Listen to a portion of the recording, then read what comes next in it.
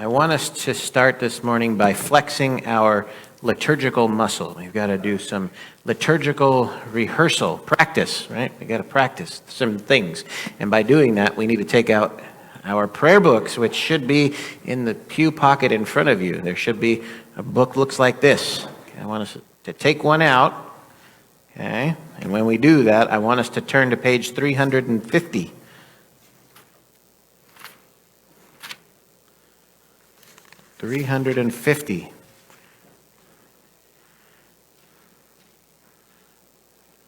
And this is something called, what is it called?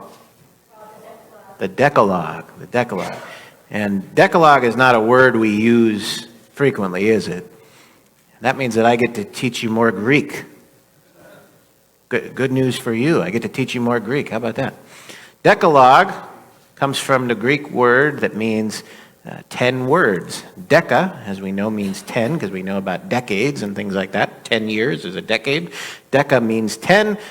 Logos means words. So 10 words. Decalogue means 10 words. Or what? 10 commandments. These are the 10 commandments. Okay? So we're going to pray together the Decalogue. We're going to start this morning. Hear the commandments of God to his people. I am the Lord your God who brought you out of bondage. You shall have no other gods but me. Amen. Have mercy. All right, so you're already ahead of 8 o'clock, because 8 o'clock didn't realize that when it was italics that they were supposed to respond. So you got extra points today. You shall not make for yourselves any idol. Amen. Lord, have mercy. You shall not invoke with malice the name of the Lord your God. Amen. Lord, have mercy. Remember the Sabbath day and keep it holy. Amen. Lord, have mercy. Honor your father and your mother. Amen. Lord, have mercy. You shall not commit murder. Amen. Lord, have mercy. You shall not commit adultery. Amen. Lord, have mercy. You shall not steal. Amen. Lord, have mercy. You shall not be a false witness. Amen. Lord, have mercy. You shall not covet anything that belongs to your neighbor. Amen. Lord, have mercy. Okay, so that's called praying the Decalogue. And we can do that from time to time, but we're doing that today for a particular reason. As we mentioned, the Decalogue is the 10 Commandments. And the 10 Commandments are what? What are they for us? What's that? God's law, okay. And what's another word for law? Rules. Rules. Those are rules that we are supposed to follow, aren't they? A list of 10 pretty important rules, I would say. Okay? Now, what are your thoughts about some of these rules? Anybody have any thoughts about the 10 rules, the 10 commandments? What are your thoughts about them? Okay, so good advice for how to live your life, all right. Are all of them good? Are they good rules? I think we can say yes, they're pretty good rules. I think especially thou shalt not commit murder. I think that's a good rule, right? That's a good rule. And don't steal things that don't belong to you. That's a good rule, right? So there are some good rules, okay. Now, there are reasons for rules, right? And these 10 Commandments are rules that have good reasons behind them. They're rules that help us in our relationships with other people so that we don't harm other people. And they're rules that help us in our relationship with God so that we can be closer to God. Okay? And rules are supposed to exist for a good reason. And there's a lot of really good rules. Like there's a law that says you shouldn't drive a motor vehicle if you've been consuming alcohol or other intoxicating substances. And I think that's a pretty good rule, right? Because that keeps us safe when we're driving. It keeps us safe from not driving while we're under the influence. It keeps other people safe because we are not going to hit them, right? So that's a good rule. Okay. And what about it's pool season now that it's getting up into the triple digits here in Phoenix area. There's a rule that you see posted on the swimming pool says no diving in the shallow end. right? That's a good rule. And again, there's a reason for that rule. If you don't know what you're doing and you dive into shallow water, you could hit your head on the bottom, and that would be a problem, okay? So that's a good rule, not to dive in the shallow end of a pool. Okay, now I don't know if there's a rule about this one. If there isn't, there probably should be. But if we're out hiking, like in the preserve or something like that, I think there should be a rule that says no petting a coyote or a rattlesnake. No petting a rattlesnake. Right? Those would be some really good rules. I don't know that those are rules other than common sense, but they should be rules that we should follow. Okay. And then there's some other rules that maybe we grew up with, and maybe those kind of rules don't make as much sense as maybe they used to, or maybe they never made sense at all. Like I had a rule when I was a kid, no wearing shorts to church. So I don't see that as being a very helpful rule. I don't see that enhances my faith life. Okay. What about, how about, speaking of swimming pools, were you ever taught that you shouldn't go in the swimming pool within an hour after eating because you'll get cramps? That is a myth. That is not true. You do not get the cramp. You can eat while you're in the pool. You could do that. I mean, it depends on who's cleaning the pool. You got to be careful, don't spill anything. But you are not going to get cramps, right? So that's a rule that doesn't exist for a good reason. Okay? There's some other rules around the church, like a priest should only wear black clerical shirts. I came from a parish where I was expected to wear a black clerical shirt every day. Okay, well, I'm wearing a green clerical shirt today, and sometimes I don't even wear clerical shirts. Okay? But I don't see a reason for that rule. That rule is not a good rule that has a good reason. Okay, what are some other rules that we can think of that good or bad? What are some good or bad rules? Can we think of any? What's a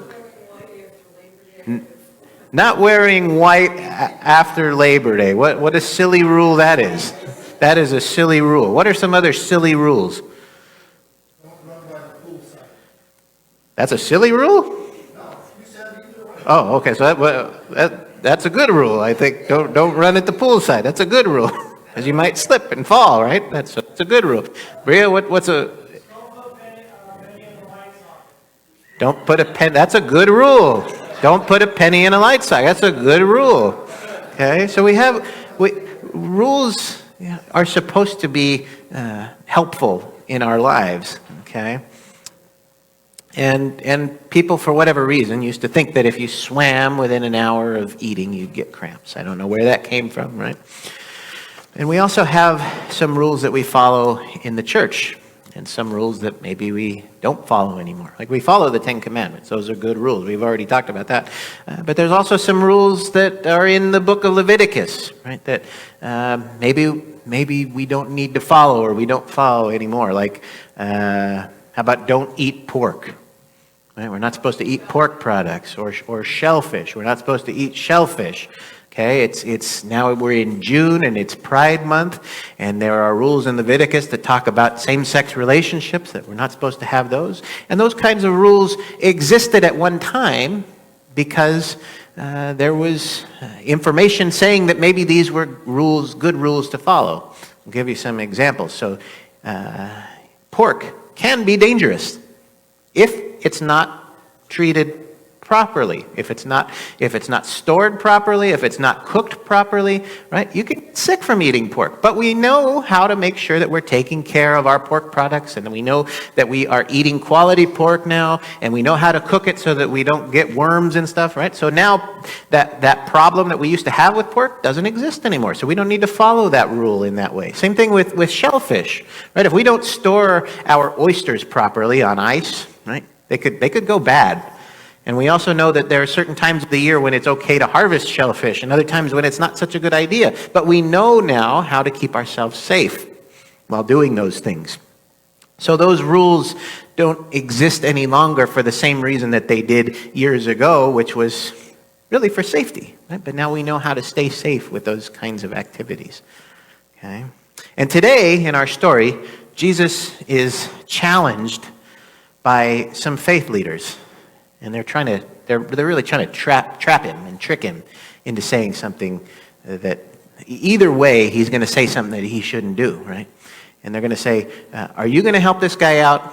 Because if you do, it's the Sabbath day, and helping somebody out on the Sabbath day is against the rules.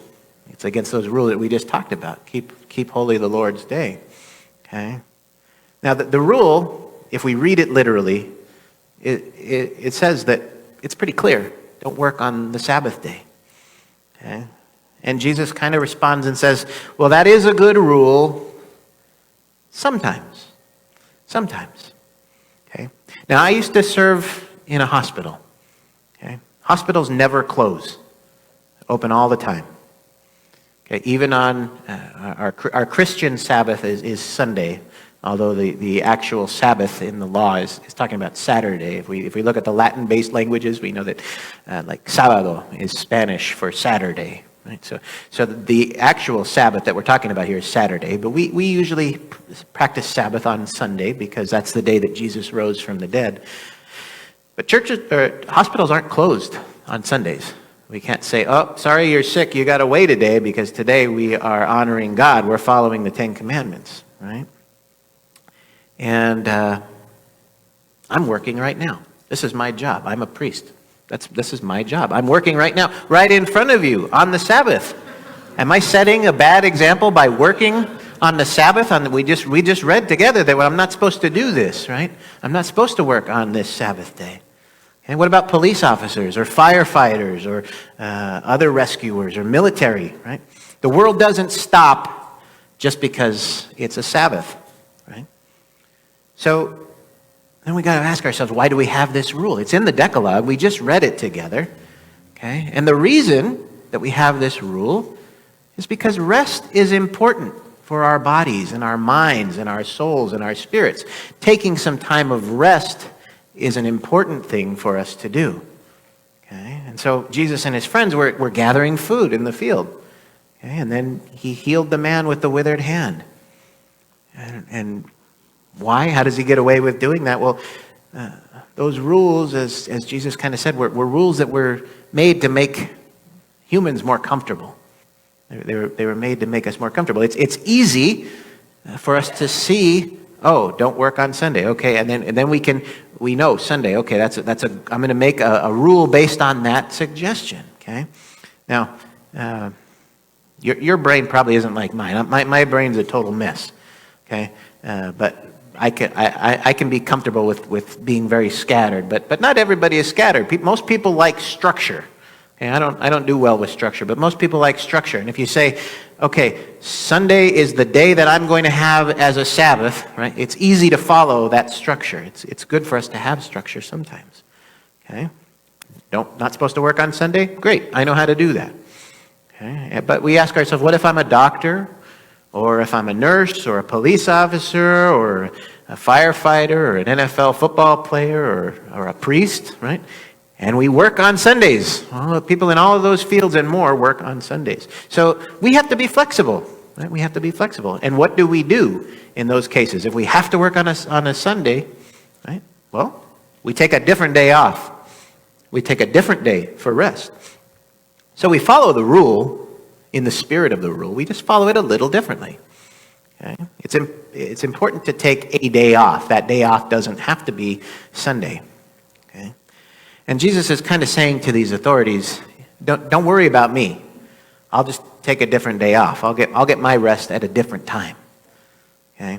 And those religious authorities, they don't like that answer. They don't like that answer. Okay? Now, we do have to be discerning about the rules that we're willing to break and why, and maybe why those rules exist. I found out this morning that there isn't a rule that says this, but I think there should be now, and that is don't fill up the holy water stoops with kerosene from the candles instead of holy water, because I dipped my fingers in the stoop and somebody had grabbed the wrong bottle, and there was oil in the stoop instead of holy water. So that should be a good rule, right? That's a good rule. We want to discern that rule should exist for a reason. Okay? And why? We gotta ask ourselves, why do the rules exist? Why should a priest wear a collar? Right? You've seen me without a collar. I don't always wear a collar, right? But clergy wear collars so that people in the community know that we are members of the clergy. If you're looking for a clergy person and you see somebody with a collar, then you know that that person is a clergy person. Now, this is a small enough parish where I can get away with it sometimes without wearing a collar because you know who I am, right? But it's helpful if I'm wearing my collar and you're looking for a priest. It's helpful that I have my collar on. So it's that rule makes sense in a lot of cases. Okay? And why should we take a day off on Sunday? I know many of us do take a day off on Sunday.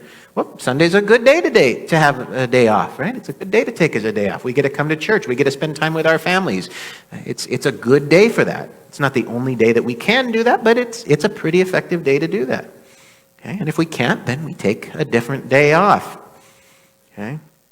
We've got to be discerning about the rules. Like a professional golfer would never take a mulligan on tour, right? Nor should they, because they are getting paid millions of dollars to play golf, right? So if they took a mulligan, well, then they're kind of cheating, aren't they? They're cheating, and that they're claiming money that isn't really theirs. But if I'm out on the golf course with my friends, and I'm not playing for millions of dollars, and instead it feels like I'm paying millions of dollars to get out there on the course these days, right? And I'm out there for my own personal enjoyment. And if I hit a bad shot, it doesn't hurt anybody if I say, I'm gonna not count that one. I'm gonna hit another one.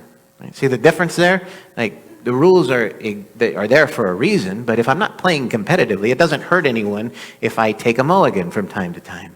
Okay, so it's important that we discern the rules that we follow and why and how. And it's also important that we discern the consequences of breaking those rules. Okay, and I think we can probably all agree that if we're standing trial for something and we stand up and we say, well, Your Honor, it's a dumb law and that's why I broke it. Right? That's not a defense that's going to keep us out of prison, is it? Saying it's a dumb law doesn't do us much good. Okay? We have been blessed, as our Eucharistic prayer that we're going to pray in a few moments says, we've been blessed with memory, reason, and skill. God has given us those gifts, and He trusts us. God trusts us with those gifts of memory, reason, and skill. We get to put those gifts into action in our lives. And as we've read probably in Spider-Man comics, right? With great power comes great responsibility. Right? So we have to use our gifts appropriately, and we want to use them for good. Okay? Now, we don't want to be reckless with our rule following and rule breaking. But we remember we are called to be like Jesus. And from time to time, when it was the right thing to do, Jesus challenged the status quo. Okay? So we can do that. We can follow in the example that Jesus set for us. And if the status quo isn't a status quo that works for everyone, we can challenge the status quo. So let's go out into the world and do that from time to time when it's the right thing to do. Amen.